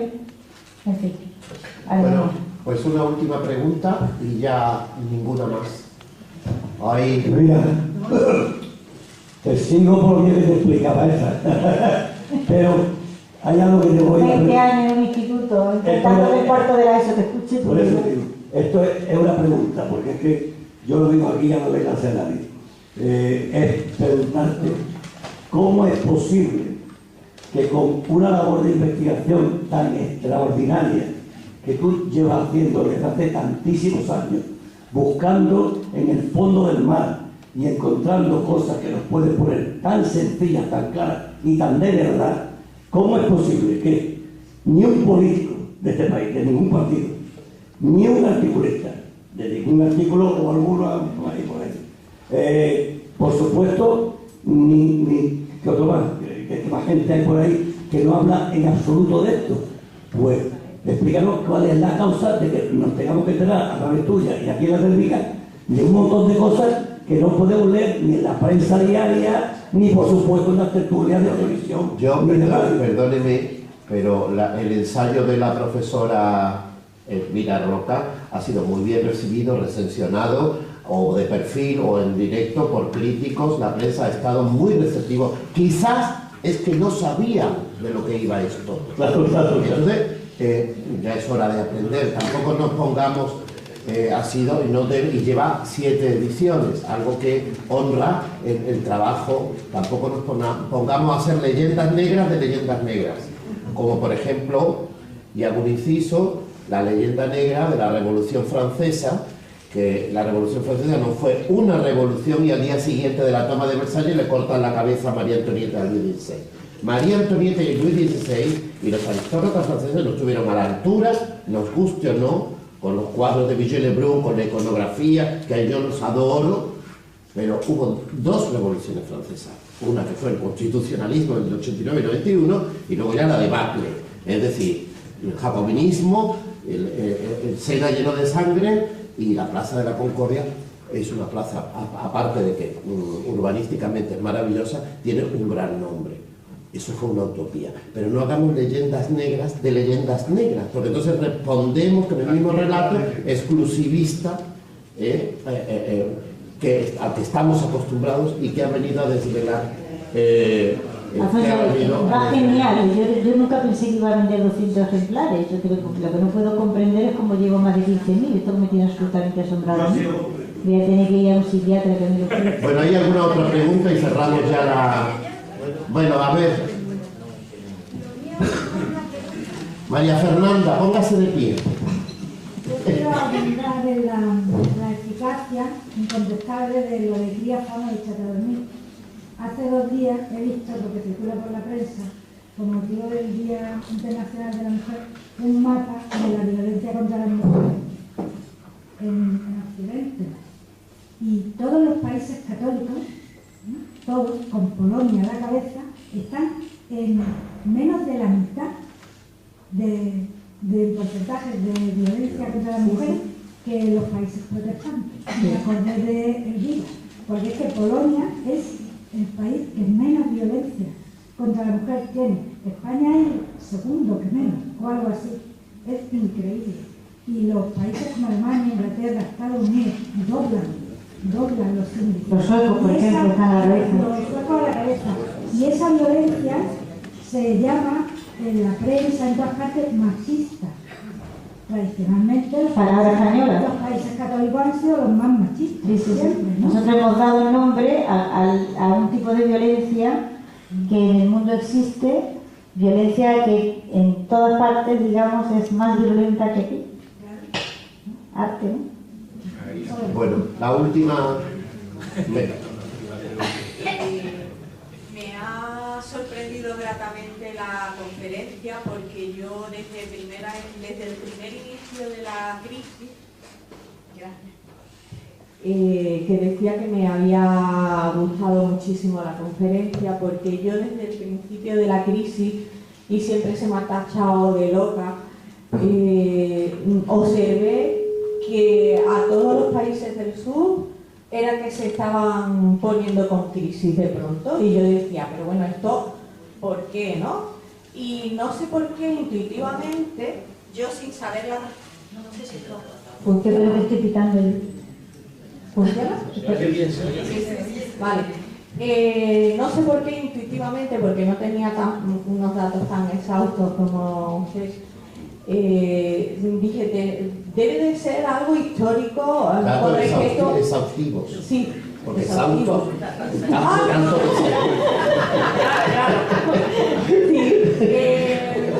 Tan exacto, quería decir. No, es también en exhaustivo. La mente que nos pega malas pasadas. No pasa nada. Bueno, pues lo que estaba diciendo, pensé inmediatamente en la religión. Pero había una cosa que siempre me ha descolocado, el papel de Francia como país católico, ¿qué pinta ahí Porque Francia, la ilustración de Alemania? La peluca redimió a Francia de todos los pecados católicos. Para eso existió la ilustración francesa, ¿vale? Para sacar a los franceses de la culpabilidad de seguir siendo católicos. Desde entonces, la imagen que tenemos del francés es la de un señor con encajes y peluca y muy elegante, paseándose por un salón, etcétera, etcétera, sin bañarse jamás. No sé si habéis observado que Versalles, el que está en Versalles, habrá observado que en Versalles no había cuarto de baño, una cosa magnífica. Sí, el 18 es una de las etapas de roña más exquisita de la historia de Europa. Para eso se inventó la ilustración, ¿entiendes? La ilustración no es más que, digamos, el salón subvencionado es el gran invento francés, la subvención de la cultura. La cultura se subvenciona y se convierte en una herramienta a favor del Estado. Eso lo inventan los franceses, eso es una genialidad que exportaron al mundo. Claro, el problema de eso está que tú exportas el modelo de cultura subvencionada para el Estado, pero exportas el modelo de cultura subvencionada para el Estado francés. Y nosotros nos hemos encontrado con esa anomalía rarísima, que es tener la cultura subvencionada por el Estado, pero repitiendo todos los modelos franceses, siglo tras siglo. Sí, pero también pagan justos por pecadores. Sí, siempre pagan justos por pecadores. Yo no digo que no, pero hablo del pelotón. Eso va para Pérez de Y también va a ver con la Revolución Francesa, ¿no? El cambio de sociedad. Sí, pero por ejemplo, en el siglo XVIII la Inquisición francesa fue mucho más activa que la española, por ejemplo, como detalle meramente decorativo, ¿no? Sin embargo, no hay un solo trabajo publicado sobre la Inquisición francesa, ¿eh? Yo que me gasté las pestañas buscando información sobre la actividad de la Inquisición francesa y al final recurrí a los grandes estudiosos, los americanos, Edward Peters, el autor de Inquisition y otros trabajos, Dickinson y tal, y ya los busqué y les escribí. Les mandé correos electrónicos a ver si es que yo estaba... O sea, llevo un año buscando información sobre la Inquisición francesa y no hay ni un solo trabajo publicado. La Inquisición española, intente usted encuadernar los libros que hay, solo con los títulos de trabajos que se han publicado sobre la Inquisición española, es absolutamente asombroso. Eso lo han hecho genialmente los franceses, eso hay que admirarlo, ¿eh? Chapó. Hay una frase genial de Antonio Escotado de Los enemigos del comercio, en la página 7 u 8 del segundo tomo, que explica, que resume, digamos, la situación económica francesa en el siglo XVIII, catastrófica, y dice, pero desde luego es de admirar cómo han conseguido los franceses viajar en primera con un billete de segunda durante toda la historia. Y eso es arte.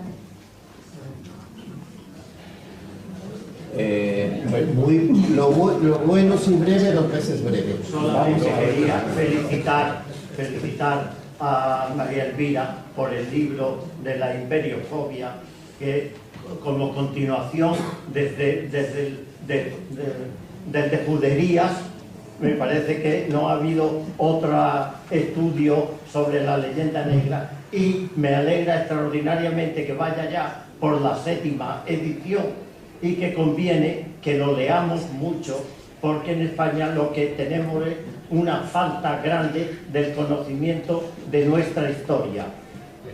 Efectos de la leyenda negra, precisamente. Entonces, felicito y me congratulo de este libro, y que se venda mucho y que lo leamos. Muy bien. Gracias. Gracias. Un momento, por favor. Un momentito. Siéntense. Sean buenas personas. Tranquilos, moderados y serenos. Vamos a ver. Tenemos que hablar de la próxima, ¿verdad? Quiero clausurar, aunque este hombre lo ha hecho por mí magníficamente, me sumo a los agradecimientos y darle las gracias por esta maravillosa ponencia, desveladora, reveladora y absolutamente fundamental para entender los distintos puntos de vista y los distintos falseamientos que ella, con gran valentía, insisto, interpretativa, ha hecho. Y quiero aprovechar, sin hacer 2 minutos de publicidad, para deciros que el día 6 de abril vamos a estar con Justo Navarro, que va a hablar del espionaje en Europa en el siglo XX y el siglo XXI. Vamos a hablar de las agendas secretas de los que él es un especialista. Yo, la verdad, os quiero primero agradecer que estéis aquí, porque los 2 que hemos tenido, los invitados, ha habido un acompañamiento del público que sin vosotros no somos nada. Y deciros que prometo que Justo Navarro os va a fascinar. Vamos a hablar del caso de los 5 de Cambridge, Oxford, vamos a hablar del espionaje español que existe, muy potente. Vamos a hablar de determinados momentos en que también falseamiento de la historia, en cuanto al discurso oficial y los discursos donde hay un escaparate siempre hay una trastienda. Y nada, pues de nuevo el aplauso ahora sí más atronador a Elvira. Nos quedamos aquí. Gracias.